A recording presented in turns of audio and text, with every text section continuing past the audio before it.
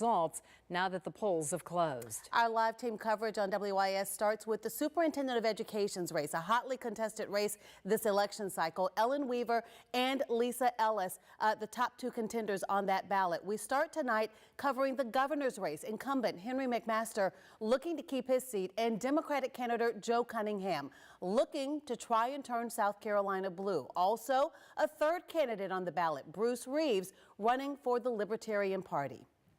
Governor McMaster is looking for his 7th and 8th years in office. Now, Governor McMaster was sworn in as governor in January of 2017 after then Governor Nikki Haley was appointed as U.S. ambassador to the United Nations and was elected to a full term then in November of 2018. Greg Adeline is at the USC Pastides Alumni Center in Columbia's Vista, where the governor is waiting to hear the results. Greg, still early in the night, but what is the energy right now as constituents are starting to gather?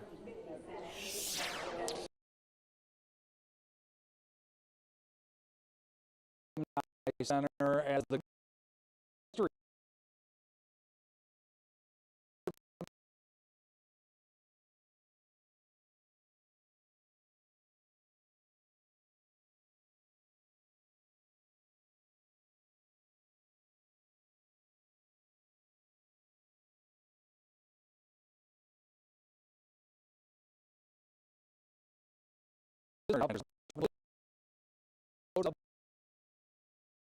here in Columbia, and those around this campaign say that ultimately what it will all come down to tonight is turnout, and they believe that they have it here in South Carolina. They believe that their supporters headed to the polls, especially in rural counties, rural areas where they feel that they have a lot of support. They feel that those voters headed to the polls earlier on today, and they believe that ultimately that will carry them to victory. The game plan, very simple tonight for the McMaster campaign and throughout this election season. The plan was to at least explain to voters that if they like the way that the economy is here in the state of South Carolina, if they are in favor of tax cuts, if they like the idea of high employment, that they should give the governor, in their estimation, a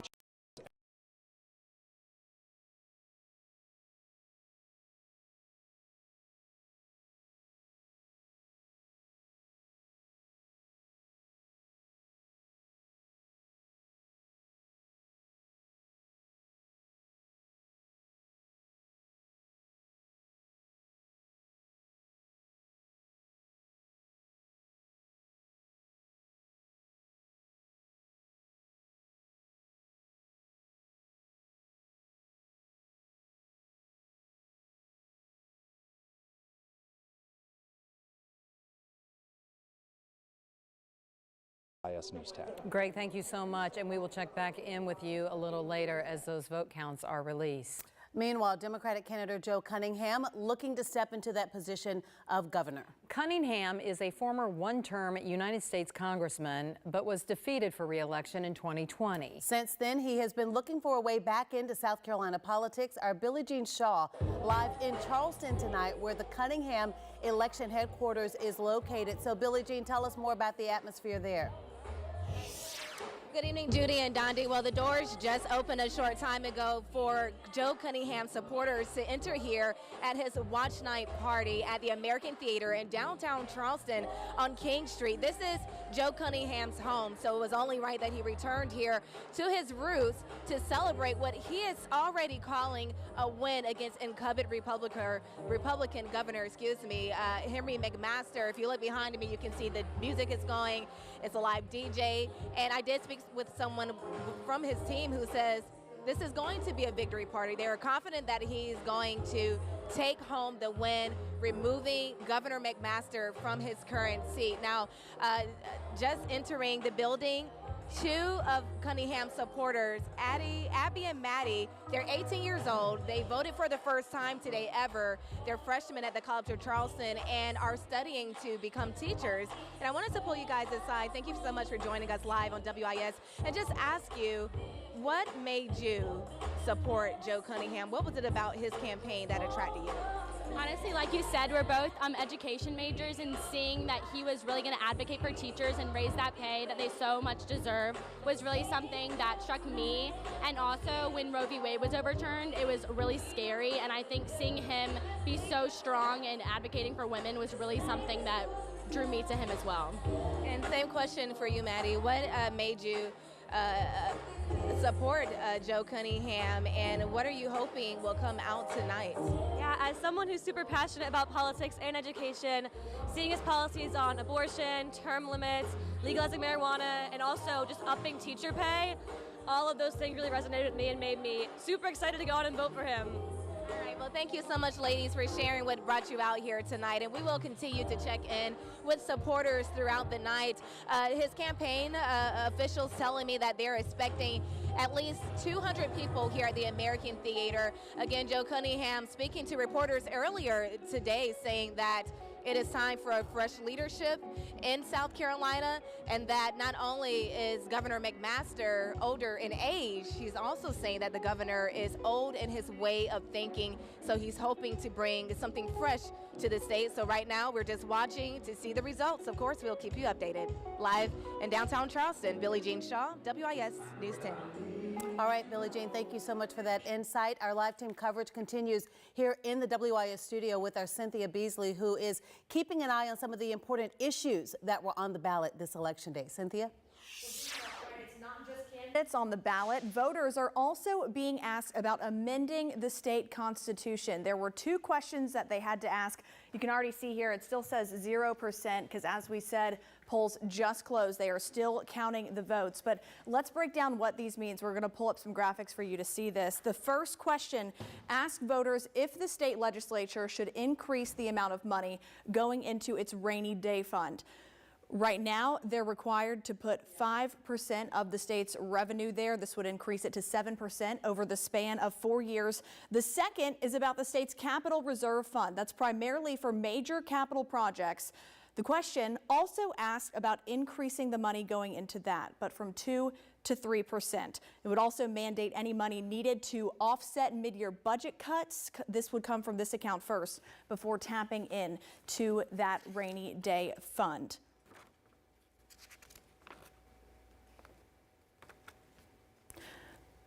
Another important note, neither of these proposals would raise taxes. As for why this matters, think back to the 2008 Great Recession when they had to make budget cuts.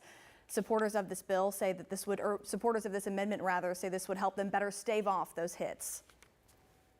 I think everyone that has watched the news and has seen what the financial forecast for next year looks like can understand why it is important to save for a rainy day. Senate Majority Leader Shane Massey, a Republican, he was the only lawmaker who voted against putting this on the ballot in the first place, saying this is not the most responsible way to save money. The Capital Reserve Fund is not really a reserve fund. All that does is you keep it for a year until you figure out which projects you want to spend it on. And again, we are keeping an eye on these results here. As soon as we get the results in, we'll of course bring them to you both on air and online. But for now, we're going to send it back to Dondi.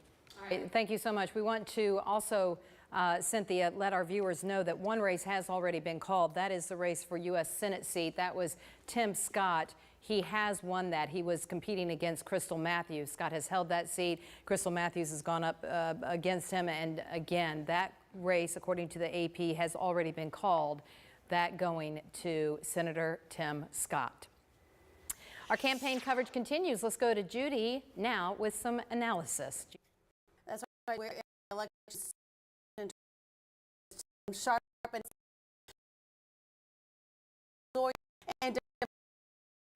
for both for just both.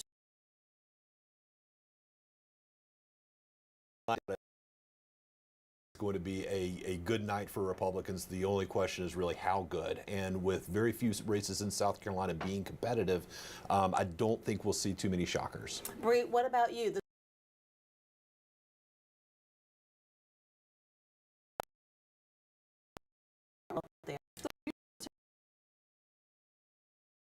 People who was shot from Republican to Democrats who actually vote for Lisa Ellis, because they realize we need someone who can make sure that the children are taken care of. If the children are not well, then no one is well. So we're making sure that people are voting for Lisa Ellis to make sure that education in the state of South Carolina is on par nationally. Because right now, lagging behind. Well, what do you? Because it would take split for Lisa Ellis to win this campaign. What do you make of the possibility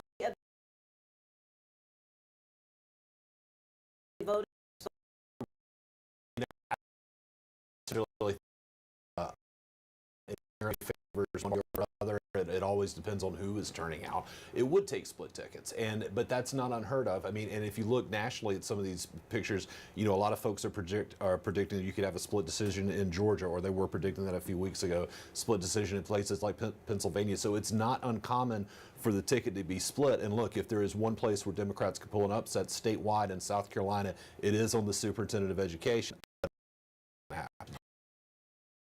So I agree with everything Joe said. That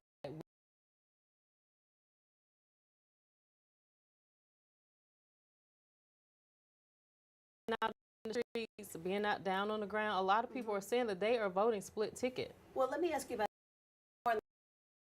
there's been a lot of criticism from Democrats pocket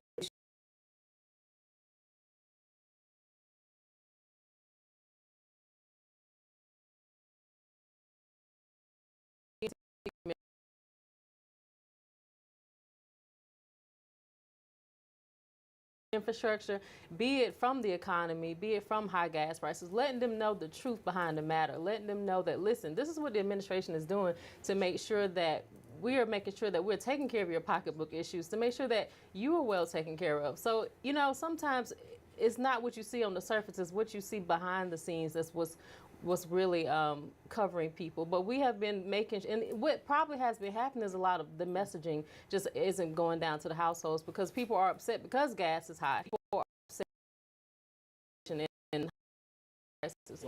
So right now, know why these prices are high and how we're making sure that we can get back to the glory days of how they used to be. Joel, I know you're on social media, another one, Twitter saying after fill up next week. What's your assessment about how the national parties have connected with voters?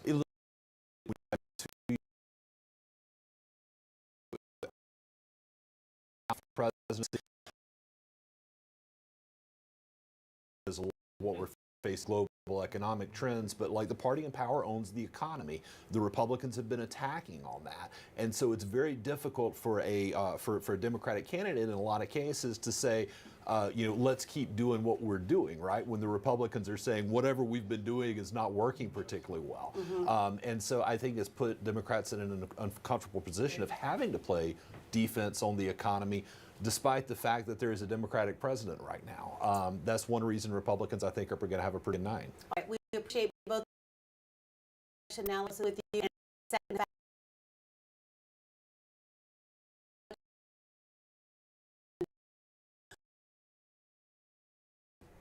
All right, Judy, thank you so much.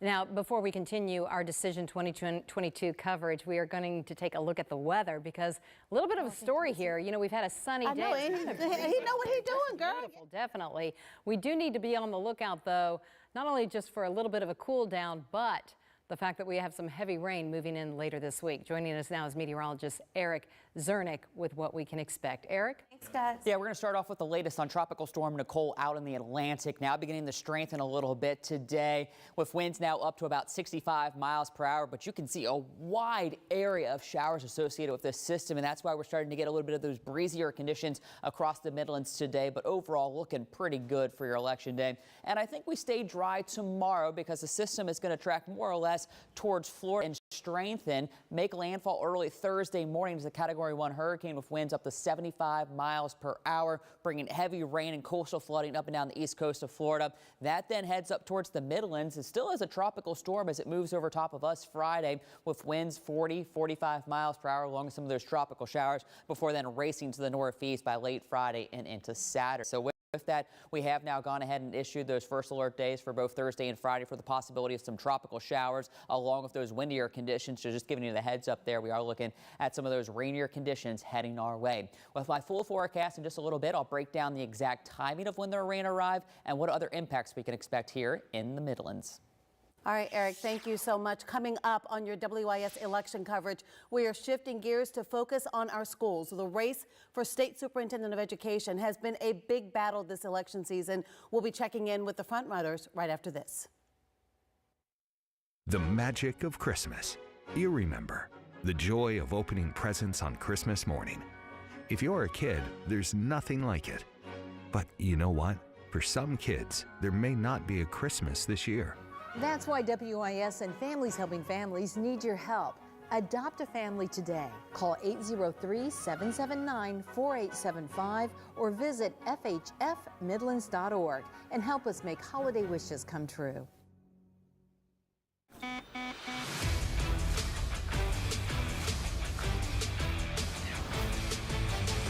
This is my son. Is this the guy who shanked the other guy? You can't be the doctor on this patient. Get in there! No! Stop! The chief's son is sex trafficking underage girls. We got no evidence. Then there's got to be something else. Haley. Don't get stuck in a traffic headache. Watch WIS First Alert Traffic to avoid bad backups. We'll reboot your morning commute and guide you out of town on your drive home. WIS First Alert Traffic, sponsored by Corner Pantry.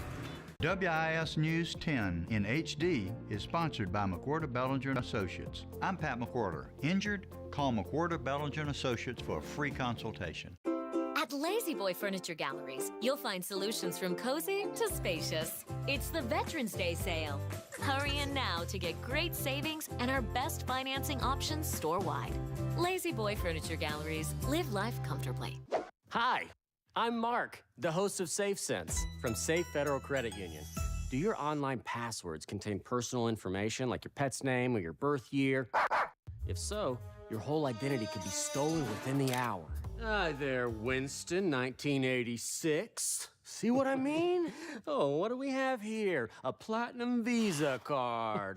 Watch our episode on identity theft at the Safe Federal Credit Union Learning Center at safefed.org.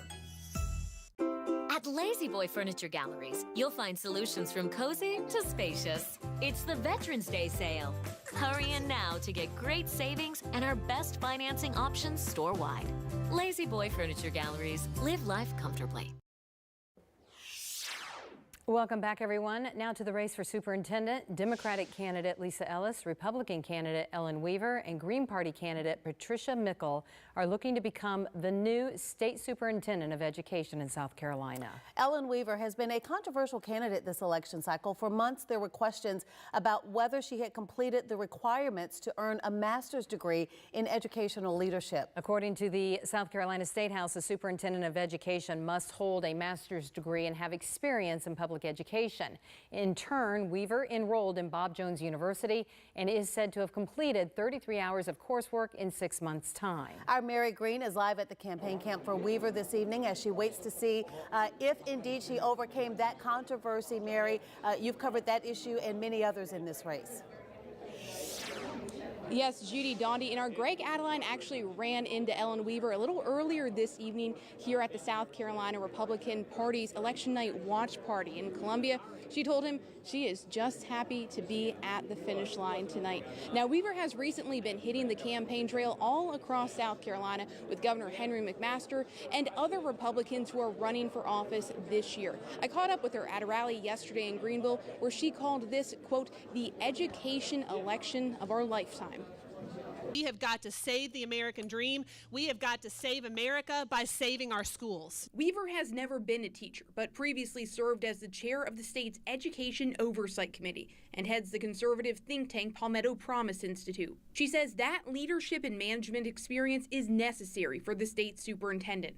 Weaver also recently completed course requirements to receive her master's degree from Bob Jones University. That's a degree requirement for state superintendent that she hadn't satisfied before running. Weaver has vowed to raise teacher pay, get parents more involved in education, and keep what she calls political indoctrination out of South Carolina classrooms. She's also a big supporter of school choice and voucher programs, giving families public dollars to send their kids to private schools, and says she'll increase transparency for how public education money is spent. As I travel around the state, people ask me all the time, Ellen, is education in South Carolina underfunded? I say, no, it's not underfunded, it's misfunded.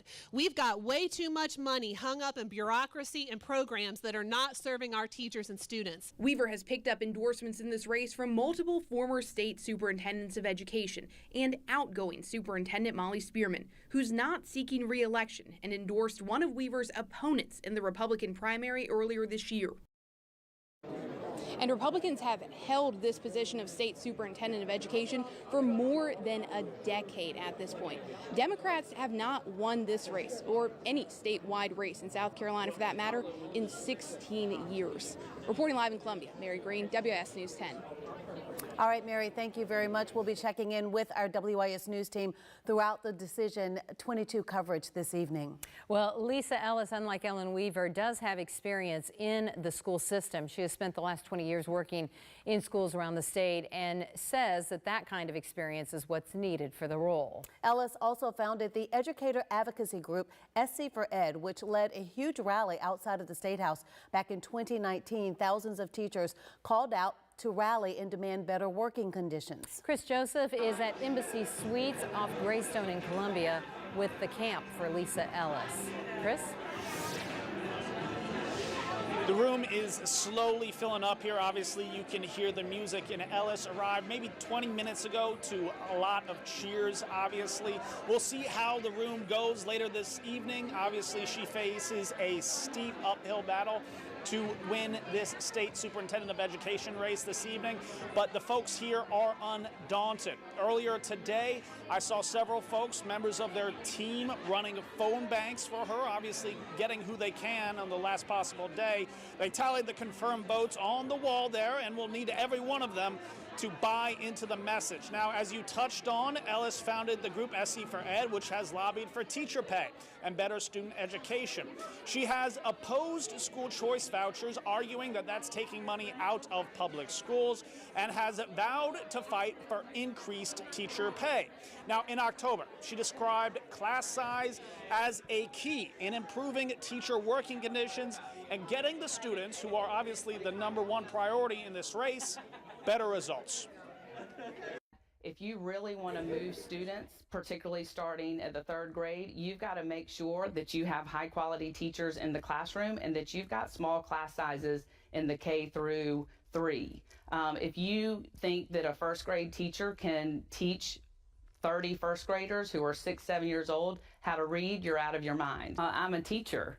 Teachers are natural problem solvers. When I think about the decisions that I have to make daily in the classroom for my students, it is ones where we deal with effective communication, critical thinking. Now, they have already set up the official website here. It's a little bit in the back of the room, but you can already see folks taking a look at it. Obviously, that's either they're going to deliver the thrill of victory or will be the harbinger of defeat, something we're going to be keeping tabs on both in the studio and, of course, here, and we'll make sure that you get the updates. Reporting in Columbia, Chris Joseph, WIS News 10. Chris, we will talk to you again very shortly. And as we await those results for superintendent, as those come in tonight, we are taking a look at some of our local races. Cynthia Beasley is joining us in the studio, breaking down some of the events leading up to this election and the impact. Cynthia? Good evening, guys. Well, multiple school board seats are up for grabs tonight, including Richland School District 2. And you can see there are a number of candidates on here. We're seeing 0%, 0 votes reported as of yet, but we'll keep following these. But this election will definitely shake up the board that has been dealing with, quote, dysfunction, according to a recent scathing report from the state inspector general. That report also said only 14% of the board agenda items were on academic matters during the 4-year review period. Now, again, this election will make some major changes because there are 4 open seats. Only 1 current board member is running for one of those seats. That is Teresa Holmes. You may remember Holmes was the board chair and was involved in an exchange with fellow board member LaShonda McFadden back in April. It's an example of the type of infighting mentioned in that report. Listen to this. I found out what little girl meant. It's okay. I found out what it meant. It's okay. Are if you upset? Think that I was a little girl before Are you upset, you ain't seen, no, I'm not upset. Obviously I'm just you letting are, you know because right you now just told that me I will you up and the Come on. Oh, wait a minute. This is the little girl you was talking to. You understand that? Not ever scared. I ain't ever scared either. Okay, so I understand that. Well, I just want to let you know that if you think that you're going to continue to disrespect me, I will catch you. Do it. Now that's the second threat. Thank you. The incident later led to a disorderly conduct charge for McFadden. McFadden told us that she was angry over Holmes calling her a little girl, something the report said was a demeaning comment. That report also said academic achievements and test scores in the district have room for improvement, something that many of these candidates have hit on about trying to address. But again, still zero reporting here. There are some other school board seats up for grabs in other districts. We will, of course, keep you updated on those, both on air and online. Back to you guys. All right, Cynthia, thank you. And as polls close across the state tonight, we are following what was a little bit of confusion in some places in Richland County for voters. Nick Neville's been on this story for us this evening. He visited polling places across Richland County all day, talking with the voters. Right now, he is live outside River Springs Church. That was a polling place. That's in Irmo. Nick? Yes, Dondi. So first, the good news, lines weren't too bad at this polling place or many of the other polling places that I visited today. But the bad news, some voters in Richland County said they had the wrong polling place on their voter registration cards. Take a look at this. Katie Budzinski says her voter registration card told her that she had to go to Shady Grove United Methodist Church in Irmo to vote.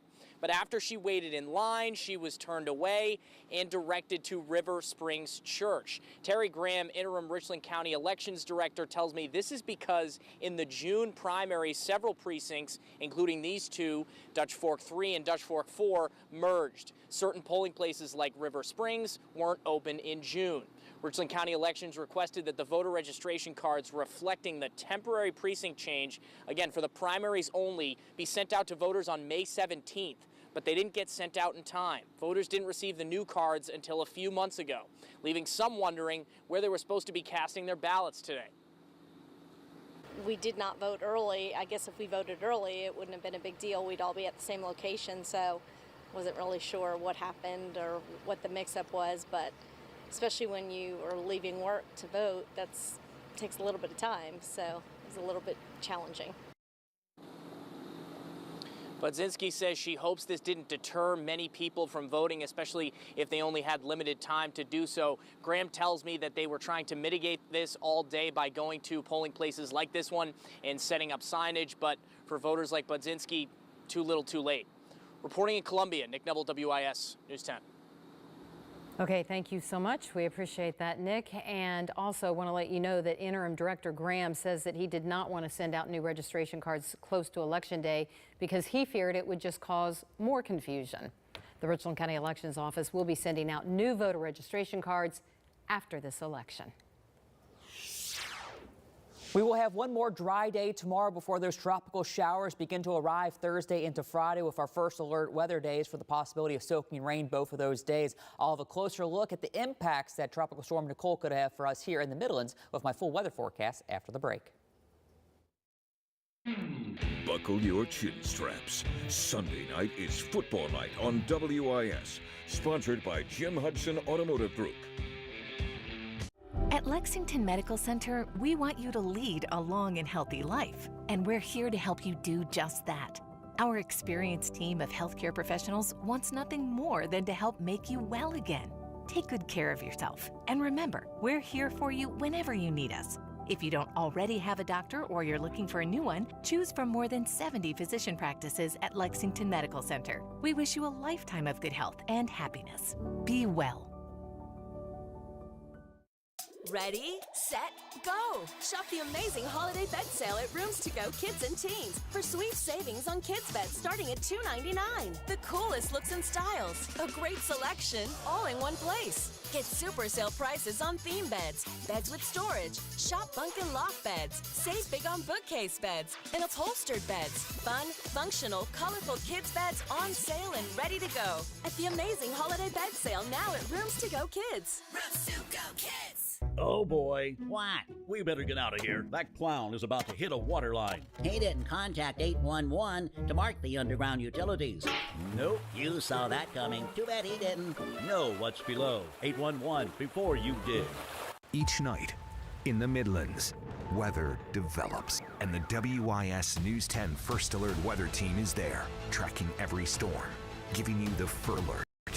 WIS News 10, live, local, now.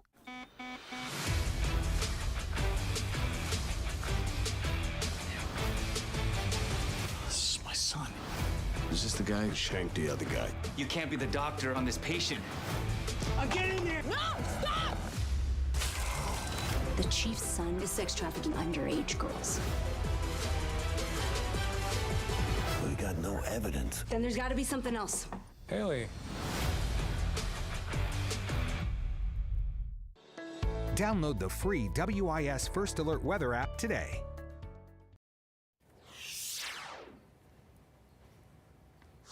Welcome back to our Decision 2022 coverage here on WIS News 10. Thank you for joining us on this election night. We want to get you up to date. Obviously, the polls just closed at 7 o'clock. Preliminary numbers just starting to come in. Of course, we'll be with you throughout the evening to show you the very latest results on all of the big races across the state. The congressional races, not expecting a lot of surprises, but we got to get all the votes in and get all of the votes counted. So we want to start sharing some of those results with you now. Again, preliminary numbers, no precincts fully reported at this point. Let's go to Cynthia Beasley. She is looking at a couple of those races, specifically this one being called early. Cynthia? Hey, good evening, guys. That's right. As you can see, Tim Scott already being called by the Associated Press here. This is saying 67% of the vote as opposed to Crystal Matthews with 33%. But again, like you said, these precincts not fully reported yet. The South Carolina Election Commission is saying 0 fully reported. AP here saying votes estimated that are in are 1%. And then also, if we want to take a look here at the governor's race, if we want to come back out to this, again, still very early numbers here showing incumbent Republican Henry McMaster, it looks here with 58%. We're seeing Democrat Joe Cunningham 41%, Bruce Reeves with 1%. Again, very early numbers here, but there's a big focus not just in South Carolina, but across the entire country right now because there are so many seats up for grabs. The Senate is trying to parties are trying to gain control in the Senate here, and we're going to take a look at some of those races. The big one is in Georgia that we're looking at. Georgia Governor Brian Kemp is seeking re-election. He's facing a challenge from Democrat Stacey Abrams. And one of the most talked about race in the Senate, that's U.S. Senator Raphael Warnock facing Republican candidate Herschel Walker. This will be Warnock's first full term. Voters in the state are all feeling the importance of the election. Here is what one of them had to say about it. I mean, there are folks that's going to be coming out here today, all day. They probably haven't voted in years. I have talked to a couple people that this will be the first time in a long time they voted just because they see how important it is. They never pulled anything up. Well, with such drastic differences in agendas right now between Republicans and Democrats, there's a lot of interest in whether Georgia will continue inching toward becoming a blue state or whether it will go back to being solidly red. But again, it's not just Georgia. There are states like Nevada, Arizona, New Hampshire, all some key pickup opportunities for Republicans that we will, of course, be keeping an eye on. Again, you saw these early numbers. We're going to keep looking at these throughout the evening, so stick with us. But for now, Judy, Dondi, back to you guys. All right, Cynthia, thank you so much. All right, much more of our election coverage ahead here on WIS News 10. We're also going to keep you up to date on our first alert forecast because there's some big changes on the way. Yeah, especially later in the week. Let's go to Eric Zernick, our meteorologist. Tonight, election night weather making a headline. Yeah, thankfully the weather held off and we had some beautiful weather. Thankfully, the weather held off and we had some beautiful weather today with plenty of sunshine, so no issues for people heading out to the polls. But we are looking ahead towards Thursday and Friday when we have that possibility for some tropical showers heading our way. So we do have that first alert weather issued for those days. The possibility of 1 to 3 inches of soaking rains will be moving into the Midlands as the system moves right over top of us. We could be looking at some flooding possible in some of those low-lying areas. So definitely something we're going to be keeping a close eye on. And you can see those rain chances, 80% for Thursday, 90% by Friday, with most of the rain arriving by about lunchtime Thursday and continuing until late into the evening Friday before things clear out in time for the weekend. Outside right now, clear skies, and with the sun going down about an hour and a half ago, things are beginning to cool off. Temperatures have now dipped into the 60s. We're at 66 degrees in Columbia, but already down to 60 in Sumter. We got 61 in Camden, so you will want to grab that jacket because temperatures will continue to fall, dropping into the upper 50s by 9 o'clock and then down into the mid 50s as we head closer towards midnight. So what's going on? High pressure dropping down out of Canada is sending those cooler temperatures our way, so we are expecting only highs in the 60s tomorrow, but we should still be dry, although some tropical moisture will send a little bit of some cloud cover our way tomorrow as Nicole continues to head towards Florida and strengthen a little bit over the Bahamas, expected to maybe become a hurricane by tomorrow. It'll make landfall over Florida on Thursday, bringing with it heavy rains and gusty winds along with some coastal flooding up and down the East Coast. But you can see already Thursday afternoon, some of that tropical moisture beginning to work its way up into the Midlands area. So that's when we could begin to see our first wave of some tropical showers moving in, and then those will continue on and off steady through the overnight and into much of the day Friday as the storm moves right over top South Carolina and the Midlands. So we're expecting our heaviest rains on Friday along with some of the gustier winds, maybe up to 40 miles per hour. And then a front that's going to sweep all this out into the Atlantic, allowing for some drier conditions in time for the weekend, along with some cooler temperatures by the time we get into Sunday. But we're projecting 1 to 2 inches widespread across all of the Midlands. But you can see there will be isolated spots that possibly could get more than that. So that's why we do think flooding possibly could be a concern. But the good news is it has been very dry since Ian. So hopefully the ground can absorb all this and we don't have too many issues. Here's a look at some of those wind gusts. We're expecting them maybe as high as 30 miles an hour by about Thursday afternoon, and then could get as high as 40 miles an hour, especially to the east of Columbia. You can see some wind gusts, 36 for Bishopville, Sumner, and 37 in Manning possibly by the time we get into Friday afternoon as the system lifts over top of us. So we are looking at some very breezy conditions, and then things should clear out by the time we get into Saturday morning. So your 10-day forecast has us at 68 degrees tomorrow, partly cloudy skies, 70 and 74, but there's increasing rain chances with the first alert days for both Thursday and Friday now for those rounds of tropical showers and gusty winds both of those days. But again, we do clear out in time for the weekend with sunshine returning. Saturday still looking pretty nice, 72 degrees, but then down to 58. So feeling like fall by the time we end the Sunday. And then you can see those 50s sticking with us for the majority of next week, with a couple nights even dropping down into the 30s for some overnight lows. So for those that are ready for some fall-like temperatures to move into the area, it looks like Sunday into next week, you will get your wish. Eric, thank you so much. Well, voters have spent the day heading to the polls. We're going to check in with one county on the lines they had and a few issues here and there. More coverage coming up right after this. Lake Murray Level, sponsored by Honda of Columbia, where you'll enjoy no-hassle pricing and a no-pressure buying experience. Honda of Columbia. Attention Medicare beneficiaries. If you have or are eligible for Medicaid, please listen closely. You may be eligible for a Medicare Advantage plan from WellCare with a zero or low plan premium. Call now. We can answer your questions and help you enroll over the phone. WellCare provides access to essential benefits that go beyond original Medicare, such as dental, vision, hearing, and prescription drug coverage with free home delivery. Free over-the-counter healthcare items, free groceries with a healthy food card, free gym membership, and home-delivered meals. Plus, extra benefits like more access to care with free transportation and WellCare's telehealth services, including online doctor visits. WellCare is contracted with Medicare to provide plans that may be perfect for you. Call 1-844-430-0032 now. That's 1-844-430-0032.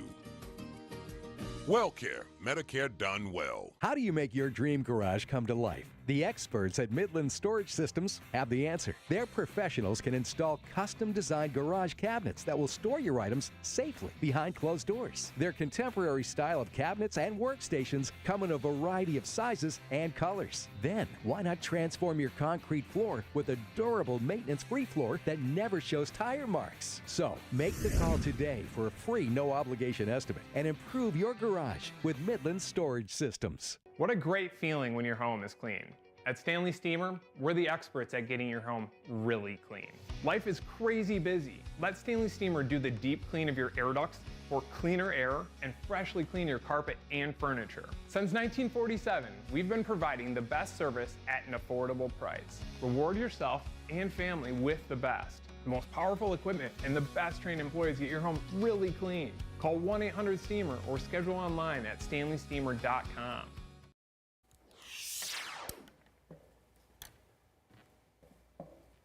Welcome back to our Election Day coverage here on WIS News 10. We're continuing our live team coverage of the crucial races happening across the Midlands, including Lexington County today. We have been following the proposed sales penny tax approved by Lexington County Council members back in July.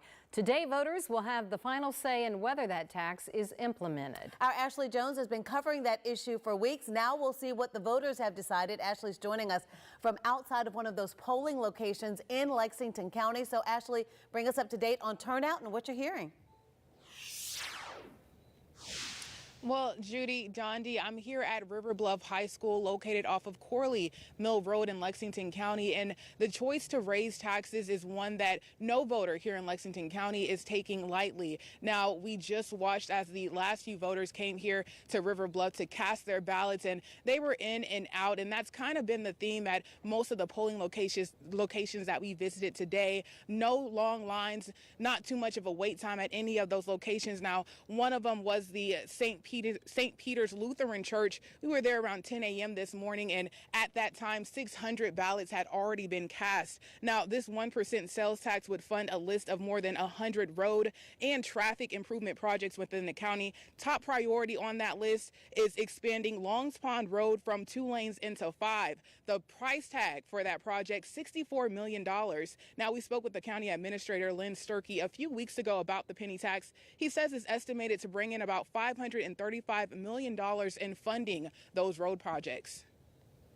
But it's making big changes towards things I know we would like to see be improved. I voted no on that, so that's where I stand on it. I feel like, the last time they raised, our taxes, that we didn't.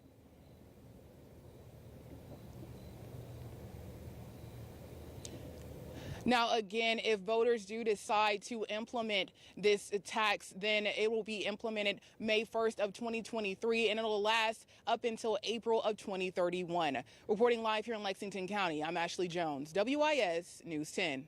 All right, Ashley, certainly keep us updated. Obviously, that is not the only issue that we're tracking in Lexington County. On the ballot was that penny tax referendum. Our Cynthia Beasley is live in the studio to break down more about how that tax record works. turnout, Cynthia? not just in South Carolina, but several states around the nation. Projects in the county, but look, we're already seeing nothing yet. Still 0 votes, 0% reported as of right now. So we're still waiting on this. I do want to show you guys some of what we talked about earlier in the newscast. This was the vote for the statewide amendment change to raise the General Reserve Fund. You're seeing already 328 votes. That's 54% for yes, 278, 46% for no. So again, 0% of precincts fully reporting right now, but do want to come back to this here. The Associated Press has already called the Senate race for Republican Tim Scott. Governor here, right now we're seeing 56% for Henry McMaster, 43% for Joe Cunningham, 1% for Bruce Reeves. But again, these are coming in pretty quickly. We are continually updating these numbers, and we will, of course, keep you updated both on air and online, so stick with us. Judy. All right, Cynthia, thank you very much. Obviously, as those election results come in, you can track those numbers as well on WISTV.com. And to break down more about what the numbers mean, what the turnout means, we're going to check in with our Dondi Mercer-Plank over in our election studio with our political analyst tonight. Dondi?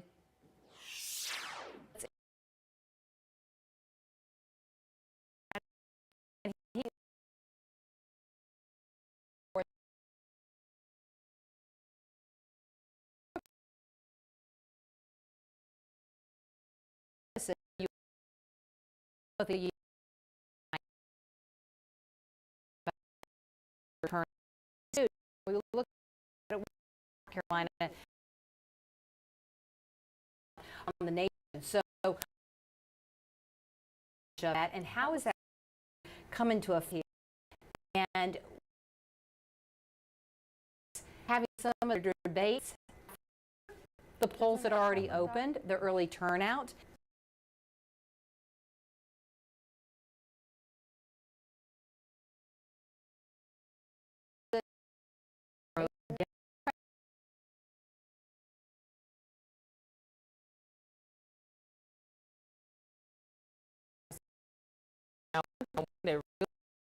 Especially women was abortion, what happened with abortion. And not only was it just Democratic women, it was Republican women as well that we don't know that are voting as Republicans, that are voting for Democratic issues this time around. So I believe that's one thing that brought more people out to the polls. So it's the women.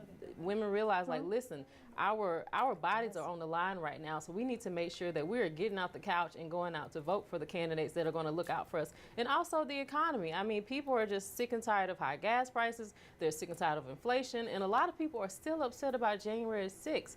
So they want to see better candidates in office that are making sure that they are taking care of not only our pocketbook issues, but issues for the future of our children. economy, I'd say it's what Republicans.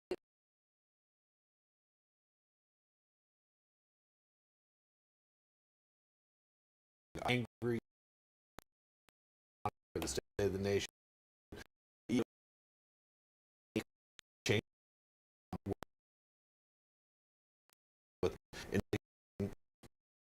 The other thing I think with early voting, quite honestly, that I think is a great thing is that we're seeing more people vote earlier just because it's easier. Look, when you make voting easier, I think that's something Bree and I would be in heated agreement on, that when you make voting easier and you drive up participation, it's great for democracy and great for our country to have more people participating. So if we continue, obviously, the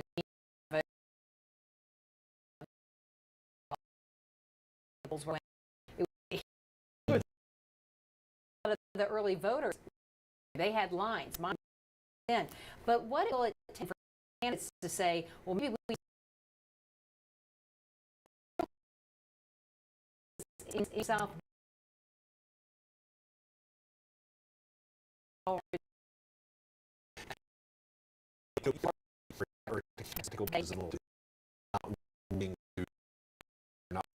to debate as often. Look, the person in the losing position is usually the person calling for more debates and earlier. And if you're the winner, you have a lot less incentive to debate, because the thing in any debate setting is not necessarily scoring points on the other person. It's just not messing up. I don't know that people are really necessarily trying to score as many points as they are just like, don't give the other person an advantage. Yeah, you want to comment?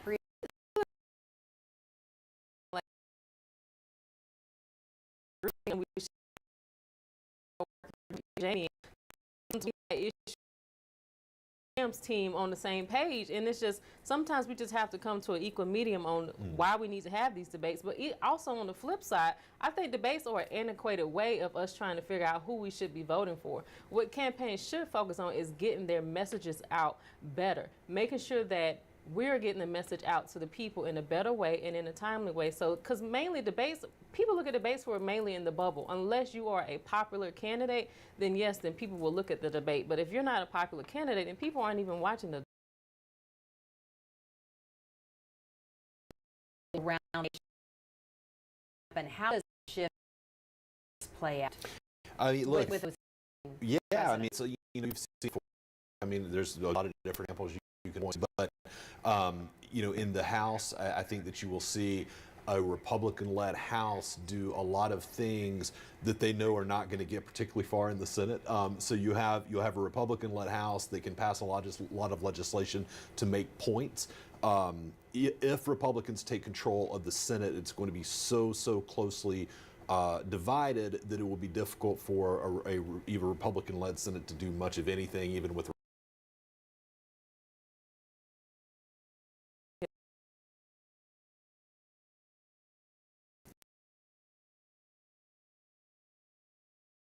some scores. And it will put us in a standstill within this country, and we're trying to get to a point to where we're trying to move forward to get, make sure that Americans are happier again, make sure that we have the glory days back, making sure that people's pocketbooks are taken care of. So right now we don't need a standstill, we need to be moving forward.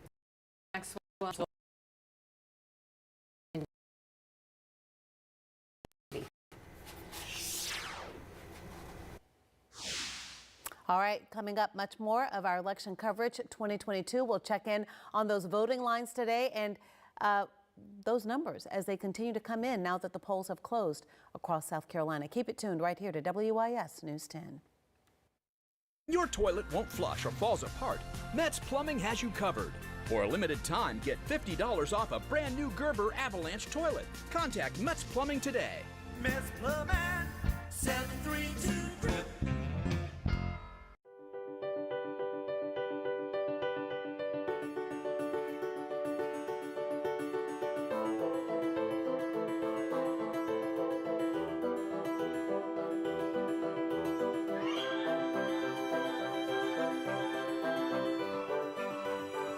A work accident can change your entire life. I'm Stephen Samuels, your lawyer, when you've been hurt at work.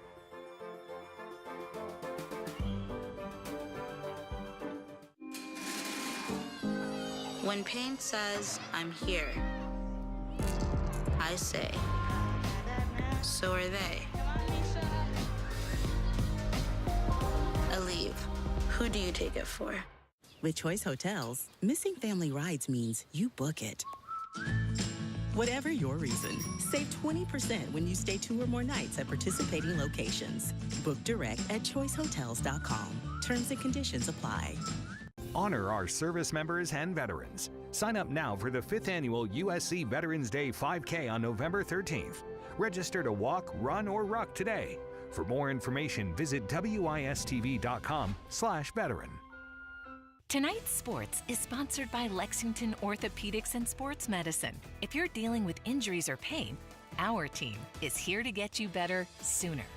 Each night in the Midlands, Yet another officer involved. stories develop. South Carolina is now subject to nearly And no matter where or how you end your day, WIS News 10 is there,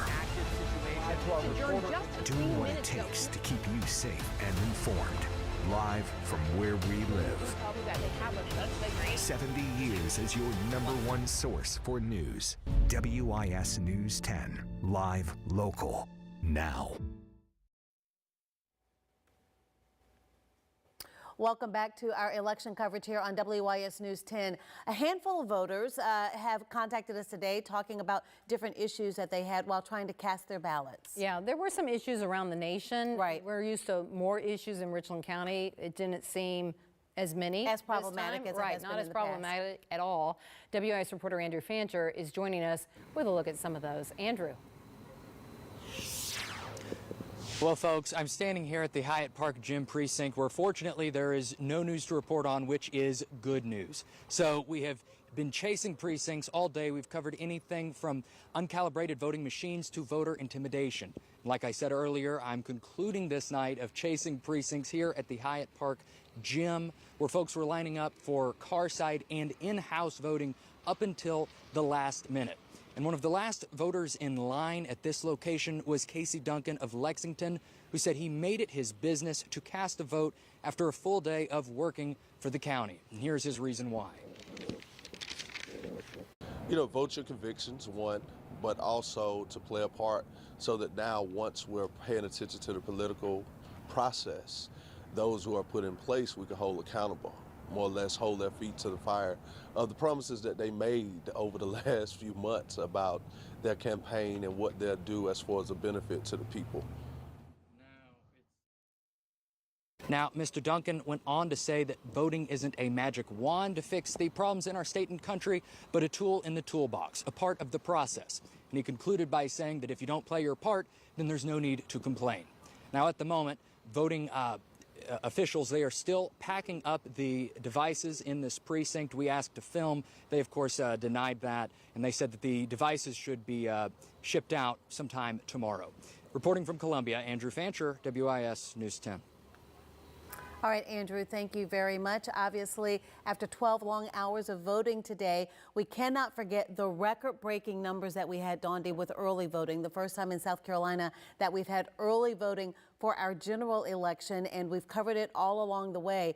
Big numbers, and obviously we talked with our political analysts earlier. They said they don't want to make any guesses in terms of which political party that may benefit, but it's certainly great for more people to be involved in the political process. Absolutely. Right. Joining us now, Cynthia is joining us again, breaking down some of these historic numbers. Cynthia Beasley in the studio with us. Right, and like you guys said, definitely historic. More than 500,000 people voted early in this midterm election, and this was the first time early voting has been allowed for a general election under a new state law passed earlier this year. The highest turnout, that was Friday, November 4th. Numbers reached over 70,000. Within the first 3 days, South Carolina had already surpassed the primaries voting numbers that happened back in June. Plus, more than 50,000 people turned in those absentee ballots as well. Now, hopefully this could mean that we'll get some results in earlier. We're going to take a look at some of these now. We're still seeing really low reporting percentages. For instance, like we said, Associated Press already called Tim Scott, but the Associated Press says the votes in that are estimated only 3% right now. So we're still waiting on a lot of precincts to be fully reported. We're going to pull up Superintendent of Education here right now. Again, estimated 1% of votes in at the moment. It's showing Lisa Ellis was the Democrat with 53% of the vote. Ellen Weaver, Republican, 45, and Patricia Mickle, 2%. But let's take a look also at the governor's race. 3% votes estimated in from the Associated Press. 55% for Republican Henry McMaster, 44% for Joe Cunningham, and 1% for Bruce Reeves. Again, super early on tonight, but we will, of course, continue to follow these throughout the evenings, especially when the Associated Press starts calling these races. But again, right now, all we're seeing in our area and from statewide is Tim Scott as the called Senate race. But for now, we're going to send it back to Judy and Dondi at the desk. All right, thank you so much. We'll have more election coverage ahead, but we also want to check on this forecast. Absolutely. We are watching a system down in Florida, a tropical storm there, and we expect some of that rain as a result. Absolutely. Keeping a very close eye on Nicole and our First Alert forecast with First Alert meteorologist Eric Zernick. Eric?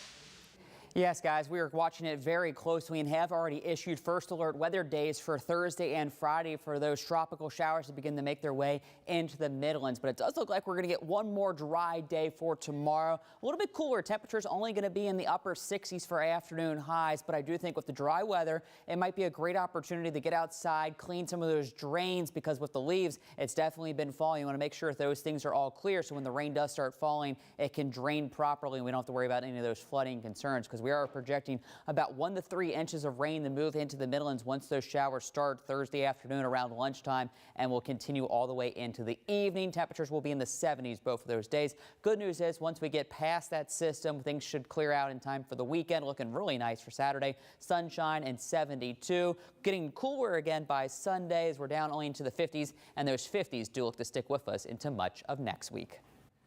All right, Eric, thank you so much. As we wrap up our coverage for now, we will be here with you throughout the evening to make sure you have all of the latest results. NBC will keep you up to date on the big races around the country. We've got all the races around South Carolina covered for you. We'll have cut-ins throughout the evening and results as they come in on WYSTV.com. In fact, some of the races we're going to pull up right now. We are watching the gubernatorial race against Governor Henry McMaster with opponents Joe Cunningham and Bruce Reeves. You can see there 55% for the governor.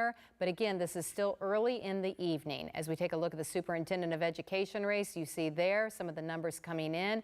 Lisa Ellis with 53% against Ellen Weaver and Patricia Mickle. More coverage. Stay tuned right here throughout the evening. Thanks for being with us for our special.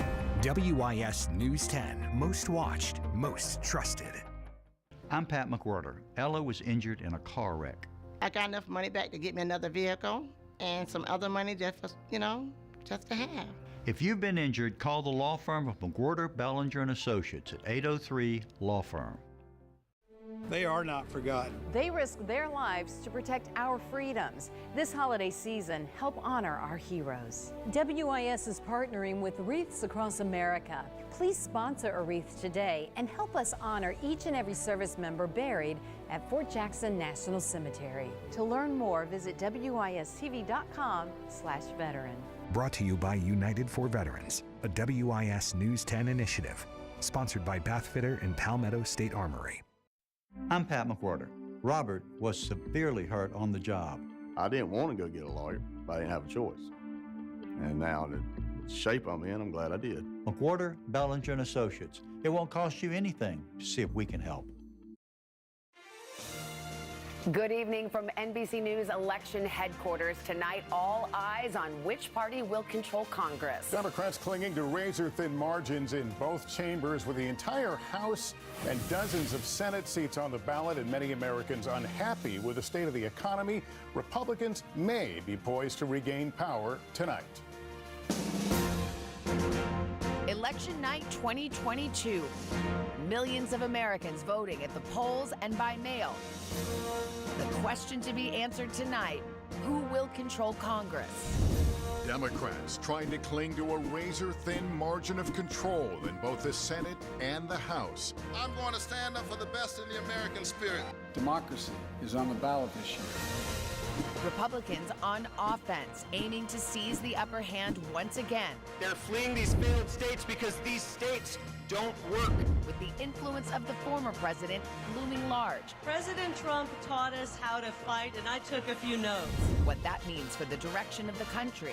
High drama and high stakes from coast to coast tonight in an election unlike any other, as America decides who will tip the balance of power.